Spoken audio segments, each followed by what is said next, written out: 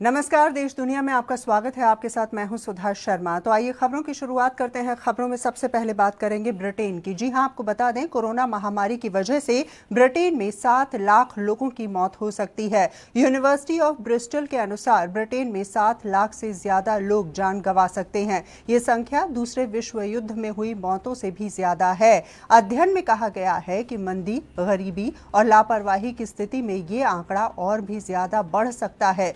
शोधकर्ताओं का अनुमान है कि बिना वैक्सीन के ब्रिटेन को कोविड-19 को हराने के लिए 2024 तक सोशल डिस्टेंसिंग के लिए मजबूर होना पड़ सकता है।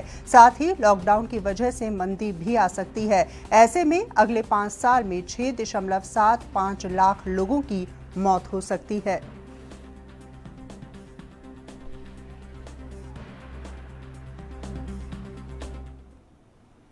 और आइए खबरों में आगे बढ़ जाते हैं। आपको बता दें कि चीन ने आज चीनी और भारतीय सैनिकों के बीच झड़प पर रिएक्शन देते हुए कहा है कि उनके सैनिक सीमावर्ती क्षेत्रों में शांति बनाए रखने के लिए प्रतिबद्ध हैं। चीन के विदेश मंत्रालय के प्रवक्ता झाओ लिजियान ने झड़पों के बारे में पूछे जाने पर कहा कि दोनों देशों को अपने मतभेदों को ठीक से संभालना चाहिए और उनका प्रबंधन करना चाहिए। उन्होंने कहा है कि चीनी सैनिक हमेशा सीमावर्ती क्षेत्रों में शांति बनाए रखते हैं। चीन और भारत सीमा मामलों के संबंध में मौजूदा माध्यम के जरिए संचार और समन्वय में बना रहता है। ये पूछे जाने पर कि क्या 5 और 6 मई को हुई झड़पें चीन की कोविड-19 प्रकोप के बाद आक्रामक रुख को दर्शाती हैं, इस पर झाओ ने कहा कि ये बात आधारहीन है।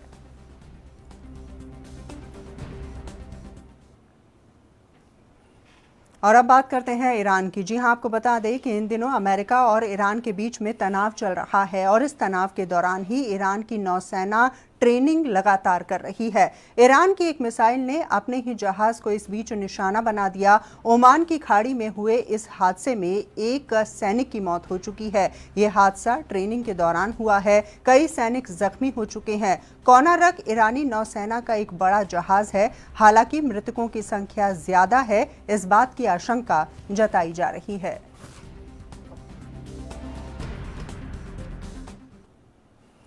और अब बात करते हैं पड़ोसी मुल्क पाकिस्तान की। जी हां, आपको बता दें कि पाकिस्तान में कोरोना के 2870 नए मामले सामने आ चुके हैं। इसके बाद कोरोना पॉजिटिव मामलों की संख्या 33,330 पर पहुंच चुकी है। अब पाकिस्तान ने कोरोना के बढ़ते मामलों से निपटने के लिए तकनीक का सहारा लेने का फैसला किया है। आपको बता दें कि पाकिस्तान की सरकार का कहना है कि वो स्मार्ट लॉकडाउन लागू करने की योजना पर काम कर रही है। दरअसल पाकिस्तान में योजना मंत्री असद उमर ने मीडिया से बातचीत करते हुए कहा कि वो स्मार्ट लॉकडाउन लागू करने की योजना पर काम कर रही हैं। इसमें कोरोना वायरस के हॉटस्पॉट की पहचान तकनीक के इस्तेमाल से की जा सकती है।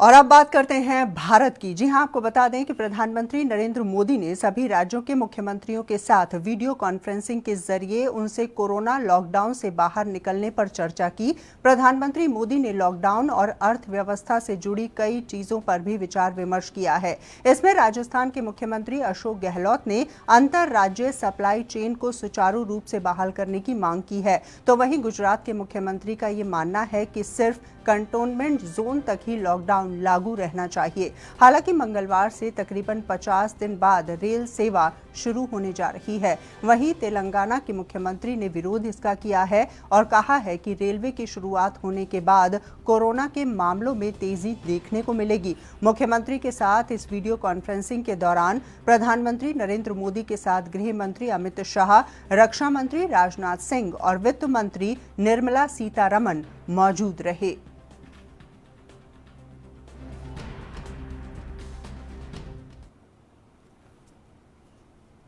और वहीं जम्मू कश्मीर सरकार के प्रधान सचिव योजना ने श्रमिक ट्रेन को लेकर कहा है कि जैसी व्यवस्था जम्मू कश्मीर में की जा रही है वैसी कहीं और नहीं की जा सकती है। और क्या कुछ कहा है रोहित कंसल ने, आइए हम आपको सुनाते हैं।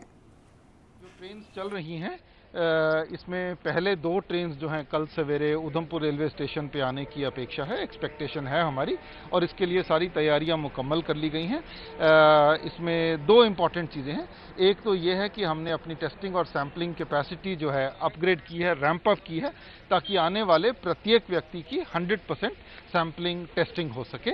और हमारा मानना ये है कि अगर इस स्टेज पे हम 100% टेस्टिंग करेंगे तो कोई भी संभावित पॉजिटिव केस जो है हम उसको डिटेक्ट कर पाएंगे, आइसोलेट कर पाएंगे, जिसका फायदा ये होगा कि उन केसेस को हम जनरल पॉपुलेशन में जाने से रोक पाएंगे और बाय डूइंग दिस हम इन्फेक्शन को कम कर पाएंगे। और ये एक यूनिक चीज़ है जो संभवतः केवल जम्मू कश्मीर ही ऐसा कर रहा है। और वहीं कोरोना को लेकर सरकार ने प्रेस कॉन्फ्रेंस की और कई मुद्दों पर बातचीत की गई। आइए आपको दिखाते हैं क्या कुछ कहा गया इस प्रेस कॉन्फ्रेंस में।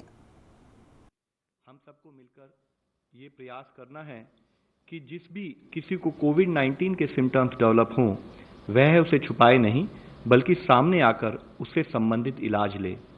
अगर हम ऐसा नहीं करते हैं तो हम तो बीमार होंगे ही बल्कि अपने परिवार को भी बीमार कर सकते हैं।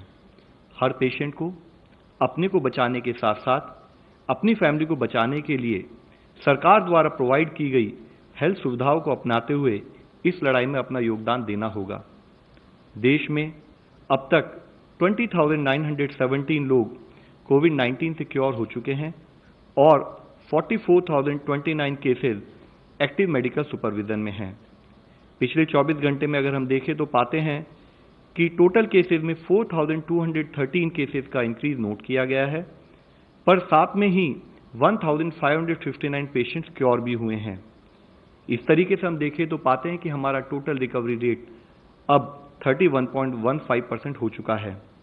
कुल कंफर्म केसेस की संख्या इस समय 67,152 है। स्वास्थ्य मंत्रालय ने 8 मई को कंफर्म कोविड-19 पेशेंट्स के लिए एक रिवाइज्ड डिस्चार्ज पॉलिसी भी जारी की है। यह मिनिस्ट्री द्वारा ऑलरेडी इशूड गाइडलाइंस, जो कि हमारे 3 टियर कोविड फैसिलिटीज और categorisation of patients based on clinical severity, उसके साथ अलाइंड है।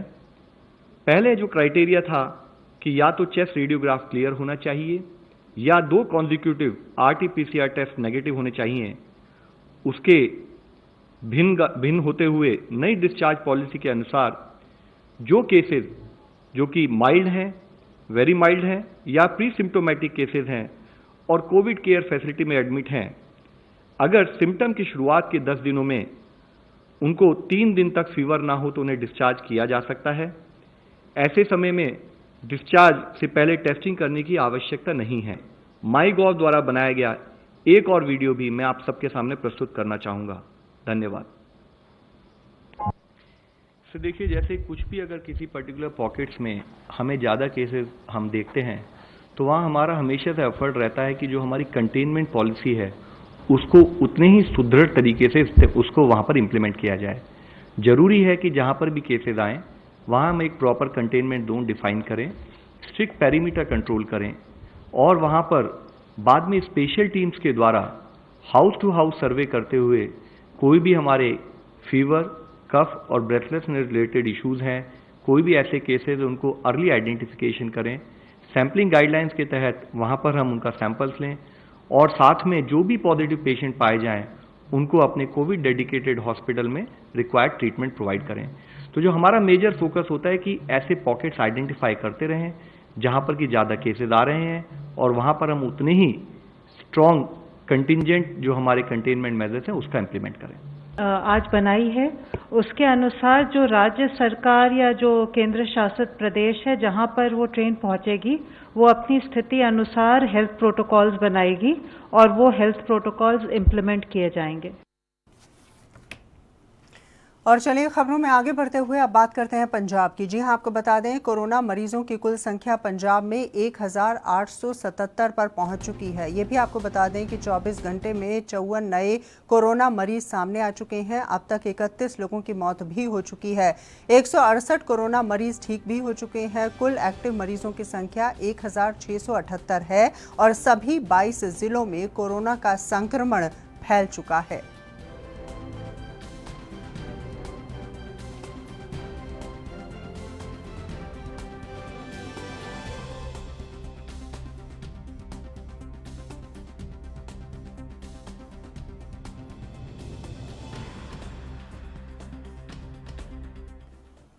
और खबरों में आगे बढ़ते हुए अब बात करते हैं अब तक की एक बड़ी खबर के बारे में। जी हां, आपको बता दें जम्मू कश्मीर से बड़ी खबर आ रही है। हेल्थ बुलेटिन यहां जारी कर दिया गया है। पिछले 24 घंटे में सामने आए हैं 18 नए मामले। ये भी आपको बता दें कि जम्मू से 6 और कश्मीर से 12 नए मामले सामने आ चुके हैं। तो लगातार आंकड़ा बढ़ता हुआ नजर आ रहा है। जैसा कि जानकारी हमने आप तक पहुंचाई है, जम्मू कश्मीर का हेल्थ बुलेटिन जारी हो चुका है। पिछले 24 घंटे में सामने आ चुके हैं कोरोना के 18 नए मामले। और जम्मू की अगर बात की जाए तो यहाँ पर 6 पॉजिटिव मामले सामने आए हैं। वहीं कश्मीर की अगर बात की जाए तो यहाँ पर कुल मिलाकर 12 नए मामले सामने आ चुके हैं।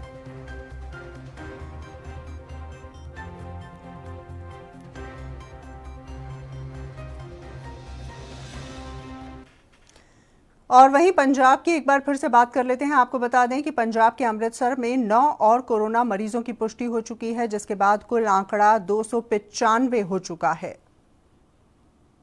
रात को लेट नाइट हमें 9 मरीज जो कि एडमिट थे गुरु नानक देव हॉस्पिटल की, उन्होंने वहाँ से लिस्ट आई है। वहाँ 9 मरीज और पॉजिटिव पाए गए हैं। इन दोनों को मिला के 295 जो आंकड़ा है वो अमृतसर का हो गया है, जिसमें 295 जो पॉजिटिव केसेज हैं। ये मरीज कौन है? ये इनमें से 5 तो लेबरर हैं और एक प्रिजनर है और 2 वैसे हैं, एक गुजरात से आया हुआ है। तो टोटल 9 आदमी हैं जो जिनकी लिस्ट हमें मिली है रात को। तो ये रेड जोन में जारी रहेगा अमृतसर? हाँ, अभी तो ये रेड जोन में ही है। सर एक जो सुना था जो स्नैचर था उसका भी वो पॉजिटिव आया था, पुलिस वाले भी कुछ क्वारंटाइन किए गए, टेस्टिंग की गई? हाँ, ये इसका नाम प्रगट सिंह है जो प्रिजनर था, और उसके साथ 7 जो पुलिस वाले हैं उनका भी हमने टेस्ट करवाया है, तो उनको क्वारंटाइन किया गया है। जज को भी उनकी भी टेस्टिंग हुई? हाँ जी, 2 जज जो हाँ, जो 2 जज हैं जिन्होंने पेशी की थी, और साथ में वकील हैं जो और जज के साथ बैठते हैं, स्टेनो वगैरह, रीडर वगैरह, वो सभी यानी कि 28 आदमी हैं, उनके भी सभी के सैंपल लिए गए। और राजधानी दिल्ली की अगर बात की जाए तो कोरोना लॉकडाउन के चलते रजिस्टर्ड मजदूरों को राहत पहुंचाने के लिए दिल्ली सरकार मजदूरों के खाते में 5,000 रुपए और पहुंचाने जा रही है। ये जानकारी देते हुए दिल्ली के कैबिनेट मंत्री गोपाल राय ने बताया कि दूसरी बार ये मौका है जब दिल्ली सरकार इन लोगों को फंड दे रही है। दिल्ली के अंदर काफ़ी बड़े पैमाने पर कंस्ट्रक्शन वर्कर मजदूर रहते हैं, जो चूँकि लॉकडाउन की वजह से काम धंधे काफ़ी बंद हैं, इसलिए उनको अपने ज़िंदगी को चलाने के लिए दिक्कतें आ रही हैं। इसके लिए सरकार ने पिछले महीने ये निर्णय लिया था कि जितने रजिस्टर्ड कंस्ट्रक्शन मजदूर हैं उनके खाते में 5,000 रुपया जो है उनको भेजा गया था। उसके बाद लॉकडाउन चूँकि बढ़ा दिया गया, तो अभी सरकार ने निर्णय लिया है कि कल से उनके खाते में इस महीने के लिए दोबारा 5,000 रुपये सरकार उन मजदूरों को और देने जा रही है, जिससे कि वो अपने ज़िंदगी को थोड़ा सा आसान बना सकें। और कल से उनके अकाउंट में जो है वो पैसे जाने शुरू हो जाएंगे। ये लगभग 39,600 मजदूर हैं जिनके अकाउंट में लगभग 40,000 लोगों के अकाउंट में ये पैसा पिछली बार भी गया था और इस बार दोबारा सरकार देने जा रही है। और अब बात करते हैं रायपुर की। जी हां, आपको बता दें कि यहां पर हाउसिंग बोर्ड कॉलोनी बोरिया कला में जब एक अवैध रूप से कब्जे का खेल चल रहा था तो एएनपी न्यूज की टीम ने वहां पर पहुंचकर इसका जायजा लिया। आपको बता दें कि इसी दौरान डीएसपी की पत्नी तारा ठाकुर ने बदतमीजी करते हुए कैमरामैन से मोबाइल छीन लिया और अपने पति के पद का रौब झाड़ने की यहां पर कोशिश की है। तस्वीरें आप देख सकते हैं किस तरह से ये महिला बदतमीजी करती हुई नजर आ रही है, खुद को डीएसपी बता रही है। वाकई में हैरान करने वाली तस्वीरें हैं जब इस तरह से कब्जे का खेल यहां पर चल रहा था और एएनपी न्यूज की टीम यहां पर पहुंची तो किस प्रकार से हमारे कैमरा पर्सन के साथ बदतमीजी की गई। लेडीज लोग से बात करने का तेरे को फोटो खींच रहे हैं, कर क्या है, क्या कर उसको मेरा फोटो भी आप इधर मारो मोबाइल को थोड़ा सा करो ना। बहुत बढ़िया। टुक्कू पापा देखो लेडीज लोग का फोटो खींच रहे हैं लोग। एक मिनट ना, यही तो चाह रहा था मैं। अभी तड़ाक से दूंगी झापड़। लेडीज लोग का फोटो आप कैसे खींच सकते हो बिना पूछे? क्यों नहीं बोल सकते? देखो ये लेडीज लोग का फोटो खींच रहे हैं। भैया क्या हो रहा है ये? क्यों कर रहे हो वीडियो? झापड़ तुम लेडीज का फोटो डिलीट करो पहले। आप डिलीट करो लेडीज का फोटो। आप यहाँ का फोटो खींच सकते हो। क्यों कर रहे हो आप वीडियो? क्यों ले रहे हो? बढ़िया करी, बढ़िया। ये देखिए आपके हस्बैंड को बिल्कुल मना कर दीजिए। लेडीज लोग का फोटो नहीं खींच सकते। डिलीट उनको डिलीट करो। पहले डिलीट करो उनको तब तुम कौन हो? मैं भी डीएसपी हूँ। आप खड़ी सड़क की बात लेडीज लोग से बात करने का तेरे फोटो खींच रही है। रन करके आए क्या? और चलिए इसी मुद्दे पर बातचीत करते हैं। फोन लाइन पर मौजूद हैं हमारे संवाददाता जरीन सिद्दीकी। जरीन, क्या है ये पूरा मामला? ये महिला बदतमीजी करती हुई नजर आ रही है। आखिर क्या ऐसा हो गया था कि इस महिला को इस हरकत पर उतरना पड़ा? जी, दरअसल मैं आपको बताना चाहूंगा, ये महिला जो है डीएसपी है, उनकी पत्नी है, जो स्वयं को भी डीसीपी बता रही है। जब हमको ये खबर पता चली कि अवैध निर्माण किया जा रहा है गार्डन बना के, तो हमारी टीम उसका कवरेज कर रही थी। तो जैसा आप देख सकती हैं कि ना ही सिर्फ कैमरा छीना गया, ये भी बोला गया कि मैं स्वयं डीएसपी हूँ, मैं डीएसपी हूँ, मैं तुमको मार मार के भगा दूंगी। तो इस तरह की हरकत हुई है। ये हाउसिंग बोर्ड कॉलोनी का मामला है, जहाँ पे लोग अपने रसूख का इस्तेमाल करते हुए कब्जा करते हैं, और इस तरह के कब्जे कर करके लोगों ने रोड तक ब्लॉक कर दिया गया है। इस मुद्दे को लेकर मंत्री से भी, जो मोहम्मद अकबर मंत्री हैं, हाउसिंग बोर्ड कॉलोनी उनके अंदर आता है, उनसे भी बात हुई है। पुलिस अधीक्षक से भी मेरी चर्चा हुई है। उन्होंने कहा है कि जिसने भी हमला किया है उस महिलाओं को छोड़ा नहीं जाएगा। अच्छा जरीन, ये बताइए कि डीसीपी से आपकी क्या कोई बातचीत हो पाई है? और दूसरी बात ये कि हमारे कैमरा पर्सन से मोबाइल छीना गया है, क्या उनका मोबाइल उन्हें वापस मिल चुका है? जी, ये इस घटना के फौरन बाद मैंने जो सेज बहार थाना है वहाँ पे जाके अपनी वो दर्ज कराई, आवेदन दिया, एप्लीकेशन दर्ज कराई, और उसके पश्चात यहाँ पे टीआई मौका वारदात पे पहुंचे। और उसके बाद उन्होंने मोबाइल तो कैमरामैन का वापस करवा दिया गया है। लेकिन सवाल फिर वही खड़ा होता है कि कब तक अगर हम अपने फर्ज को अंजाम देते रहेंगे और हमारे को रोका जाएगा, हमारे ऊपर हमला होगा। इस बात को लेकर कल प्रेस क्लब में भी एक बैठक रखी गई है, और साथ ही वरिष्ठ अधिकारियों ने भी मुझसे बात करने के लिए बुलाया है कि आप आ जाओ और अपनी बात कहो। अब देखना यह है कि सरकार इस पूरे मामले को लेकर किस तरह से फैसला करती है, और इस तरह के हमले ना बढ़े, इसलिए मेरी लड़ाई है। और मैं इस लड़ाई को रोकना चाह रहा था, लेकिन लगातार हो रहे हमले, कोरोना जैसे संक्रमण दौर पे हम अपनी फर्ज को अंजाम दे रहे हैं, उसके बाद हमको धौस दिखाई जाएगी तो फिर एक भय का माहौल पैदा किया जा रहा है। डीएसपी, और दूसरा मैं आपको बताना चाहूंगा कि जो डीसीपी है वो यहाँ पे पदस्थ नहीं है, उनकी पोस्टिंग दंतेवाड़ा में है, वो यहाँ पे नहीं है। उसके बावजूद ही उनके परिवार के सदस्यों के द्वारा इस तरह का धौंस दिखाई जाती है। मीडिया कर्मी के साथ तो आम आदमी के लिए तो आप समझ सकती हैं, सहज ही अंदाजा लगाया जा सकता है कि किस तरह से धौंस दिखा के सारा काम करवाया जाता है। चलिए, वाकई में जरीन बहुत बहुत शुक्रिया हमसे बातचीत करने के लिए। तस्वीरें लगातार आप अपने टेलीविजन स्क्रीन पर देख पा रहे हैं किस तरह से ये महिला बदतमीजी करती हुई नजर आ रही है। एएनपी न्यूज की टीम जब यहाँ पर पहुंची तो इस महिला ने हमारे साथ बदतमीजी की है, हमारे कैमरा पर्सन के साथ बदतमीजी की है। हालांकि इस पूरे मामले को लेकर मीडिया कर्मी एकजुट हो चुके हैं। ये भी आपको बता दें कि पुलिस ने भी इस पूरे मामले का संज्ञान ले लिया है। और अब बात करते हैं अंबिकापुर की। जी हां, आपको बता दें कि छत्तीसगढ़ के अंबिकापुर में रहमत एजुकेशन कमेटी को शुरू हुए 2 साल हो चुके हैं। इन 2 सालों में रहमत एजुकेशन कमेटी ने जो बीड़ा उठाया है वो काबिले तारीफ है। आज रहमत एजुकेशन कमेटी की बैठक में अध्यक्ष मोहम्मद इस्लाम, सचिव रशीद आलम, खजांची कलाम सिद्दीकी ने बताया कि हम मुस्लिम समुदाय और गरीब तबके के बच्चों की पढ़ाई पर विशेष जोर दे रहे हैं। जो माँ बाप पैसे नहीं होने के कारण अपने बच्चों की पढ़ाई पूरी नहीं करवा पा रहे हैं, हम लगातार उनकी सहायता कर रहे हैं।